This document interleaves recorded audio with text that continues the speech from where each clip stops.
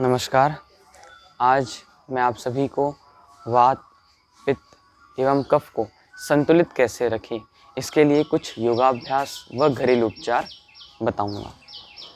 वैसे तो वात, पित्त और कफ ये तीनों एक एक दिन के विषय हैं, लेकिन फिर भी मैं इसको एक दिन में समेटने का प्रयास कर रहा हूँ। वात रोग कुल 80 प्रकार के होते हैं, पित्त रोग 40 प्रकार के होते हैं और कफ रोग 20 प्रकार के होते हैं। ऐसे मिलाकर के टोटल 140 रोग तीनों में होते हैं।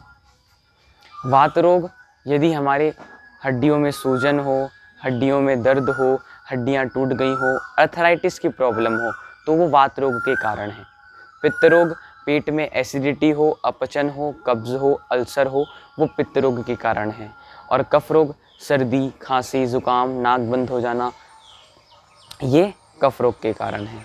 इन तीनों को यदि हमें संतुलित रखना है, बॉडी में बढ़ने नहीं देना है, तो संतुलित योगाभ्यास, संतुलित दिनचर्या, संतुलित आहार, संतुलित निद्रा, हर एक चीज़ जीवन में संतुलित रखना आवश्यक है। योगाभ्यास के लिए अपने अपने स्थान पर इस प्रकार खड़े हो जाएं। सर्वप्रथम ताड़ासन का अभ्यास। ताड़ासन में हाथों को इस प्रकार ऊपर ले जाएं, जोड़ लें, इंटरलॉक कर लें, श्वास भरते हुए ऊपर अपनी बॉडी को, श्वास छोड़ते हुए नीचे। अगला आसन वृक्षासन। दाएं पैर को बाएं पैर की जांघ पर रख दें, हाथों को ऊपर ले जा करके जोड़ लें, ये वृक्षासन। इसी प्रकार चेंज करके दूसरे पैर से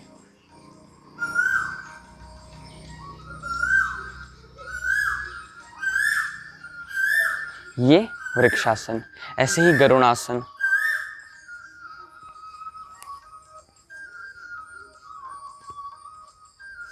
चेंज करके करेंगे दूसरे पैर से,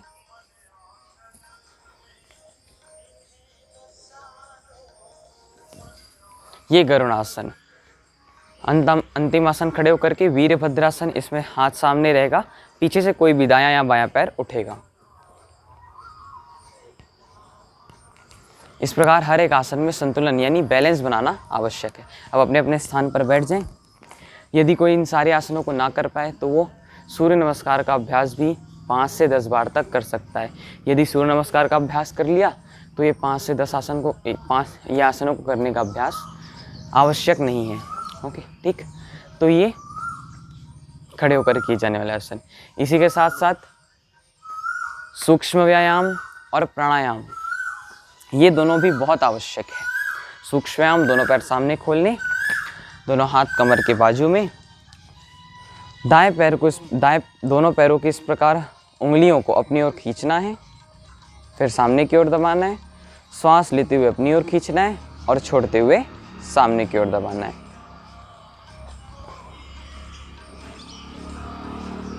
ये अर्थराइटिस के लिए, हड्डियों की प्रॉब्लम, जॉइंट्स की प्रॉब्लम के लिए बहुत अच्छे सूक्ष्म व्यायाम है।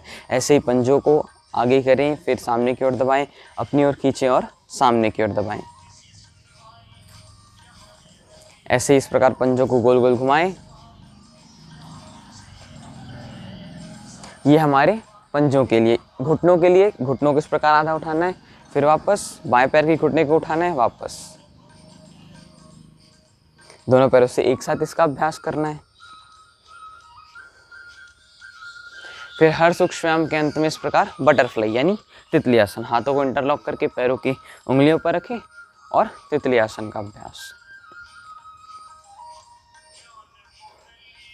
ये पैरों के लिए, पैरों के जॉइंट्स के लिए, पैरों की हड्डी बोन के लिए। अब हाथ के लिए हाथ सामने, हाथों की उंगलियों को इस प्रकार फल पकड़ने जैसा अभ्यास। अंगूठा अंदर जाएगा, मुट्ठी बंद करना है और खोलना है। अब इसी प्रकार गोल गोल घुमाएं हाथों की कलाइयों को, विपरीत। दोनों हाथ सामने, हाथों को कंधे पर रखें, वापस। इसी प्रकार साइड से हाथों को जोड़ लें, कंधों को गोल गोल घुमाने का प्रयास करें। विपरीत करेंगे, उल्टी दिशा में।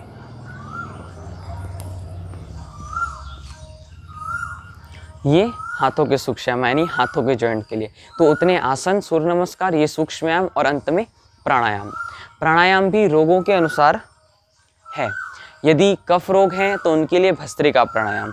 भस्त्रिका प्राणायाम में सिद्धासन या सुखासन की स्थिति में बैठते हैं, हाथों को ज्ञान मुद्रा में घुटने के अंदर रखते हैं, आंखें बंद, कमर सीधी, गर्दन सीधी, मन सहज, लंबी गहरी श्वास भरें और लंबी गहरी श्वास छोड़ें।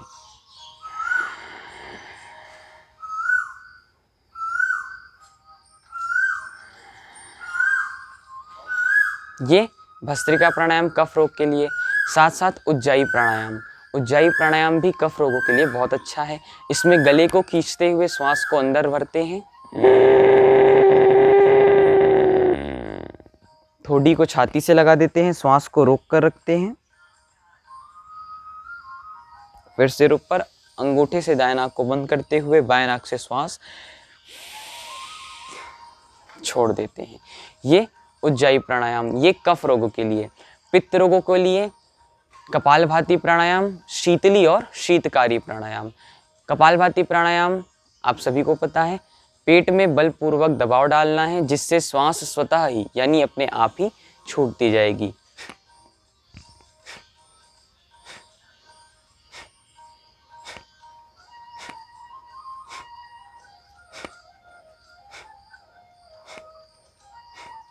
ये कपालभाति प्राणायाम। अब पेट में जलन यानी अल्सर के लिए ही शीतली और शीतकारी प्राणायाम। शीतली प्राणायाम कैसे करना है? अपनी जीभ को इस प्रकार पाइप बना करके बाहर निकाल लेना है और जीभ के ही माध्यम से श्वास को अंदर लेना है। ठोड़ी को छाती से लगा देना है, श्वास रोक कर रखना है, सिर ऊपर, अंगूठे से दाएं नाक को बंद करते हुए बाएं नाक से श्वास छोड़ना है। ये शीतली प्राणायाम। शीतकारी प्राणायाम में दांत को इस प्रकार दबा देना है और दांत के बीच से श्वास को लेना है, श्वास को रोक कर रखना है, ठोड़ी को छाती से लगा देना है, सिर ऊपर, अंगूठे से दाएं नाक को बंद करते हुए बाएं नाक से श्वास छोड़ना है। ये शीतकारी प्राणायाम, ये पित्त रोगों के लिए। अब एक अंत में अनुलोम विलोम प्राणायाम। अनुलोम विलोम प्राणायाम त्रिदोष नाशक है, वात के लिए भी, पित्त के लिए भी और कफ के लिए भी। इसमें दायां हाथ उठता है, अंगूठे से दाएं नाक को बंद किया जाता है, बाएं नाक से श्वास भरें, बीच की दोनों उंगली से बाएं नाक को बंद करते हुए दाएं नाक से श्वास छोड़ दें, फिर दाएं नाक से श्वास भरें, अंगूठे से दाएं नाक को बंद करते हुए बाएं नाक से श्वास छोड़ें।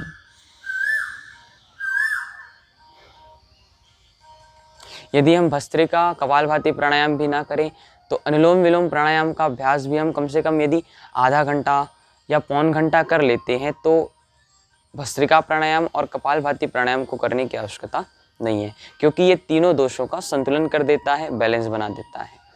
ये वात, पित्त, कफ के लिए कुछ आसन, प्राणायाम, योगाभ्यास। अब घरेलू उपचार। यदि वात रोग है तो पीड़ांतक क्वाथ का सेवन करें और जोड़ों में दर्द हो, हड्डियों में दर्द हो तो पीड़ांतक तेल से मालिश करें। पीड़ांतक तेल से मालिश ना कर पाएँ तो सरसों के तेल को गुनगुना करके उसमें लहसुन मिला लें और मालिश करें जहाँ पर दर्द हो, जहाँ पर पीड़ा हो, उससे बहुत लाभ करता है। पित्त रोग के लिए वीटग्रास, एलोवेरा या फिर लौकी का सेवन करें। ये पेट को शीतलता यानी ठंडकता प्रदान करता है, ये पेट के लिए। कफ के लिए श्वसारी क्वाथ का सेवन करें, ये कफ रोगों के लिए बहुत ही उपयोगी है। तो वात, पित्त, कफ तीनों को संतुलित करने के लिए इतना योगाभ्यास करें और जो घरेलू उपचार आपको बताए गए हैं उनका इस्तेमाल करें। धन्यवाद। वीडियो को ज़्यादा से ज़्यादा लाइक एवं शेयर करें व हमारे चैनल को सब्सक्राइब करें ताकि आप डेली इसी प्रकार के नए योगाभ्यास के वीडियो देख सकें।